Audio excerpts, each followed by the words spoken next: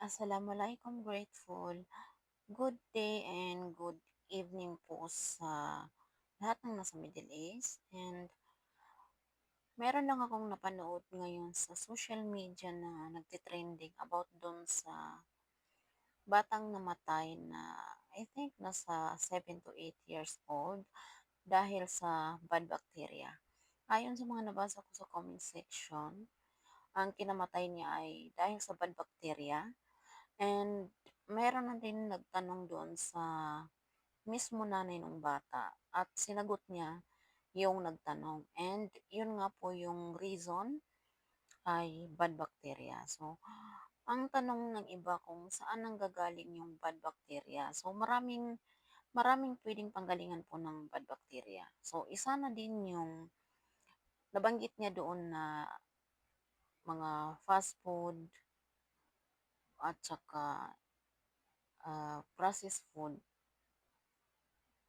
Ayon dun sa babae, sa nanay, yun ang sabi niya. So, para sa akin, ang mga processed foods, bawal po talaga yan na lagi-laging kinakain, lalong-lalo na sa mga bata at sa mga matatanda, senior citizen at may mga cancer.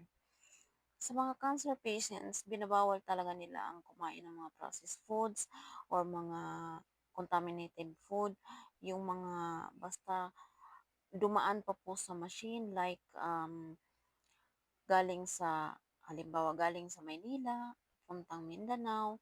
So, dumaan na siya doon sa mainit na place. So, binabawal ng mga doktor yun. Hindi ko lang alam sa iba, pero ayon po sa doktor na nakasama ko sa hospital, dahil may patient po akong may colon cancer at basta complicated yung sakit niya.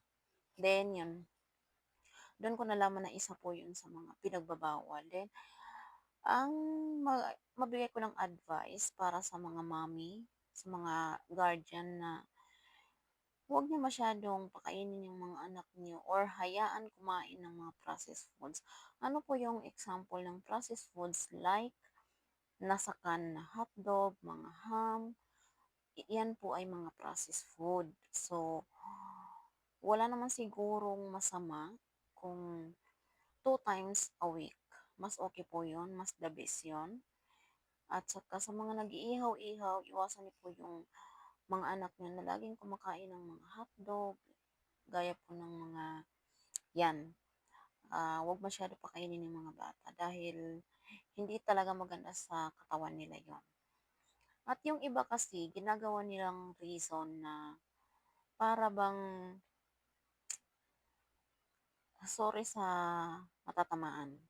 Yung iba, parang ipinagyayabang na nila na araw-araw nagbabaon yung mga anak nila ng processed foods para lang masabi na may kaya sila.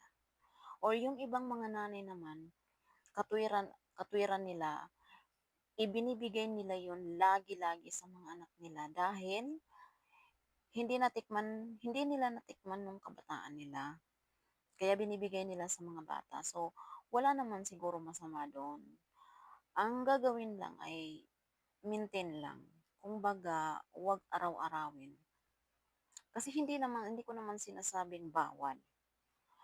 Ang gagawin gaya po ng mga may high blood or kahit anong sakit, siyempre maraming pinagbabawal, 'di ba? So, walang masama kumain araw-araw, pero may limitasyon. Kumbaga, respeto na lang 'yun sa sarili.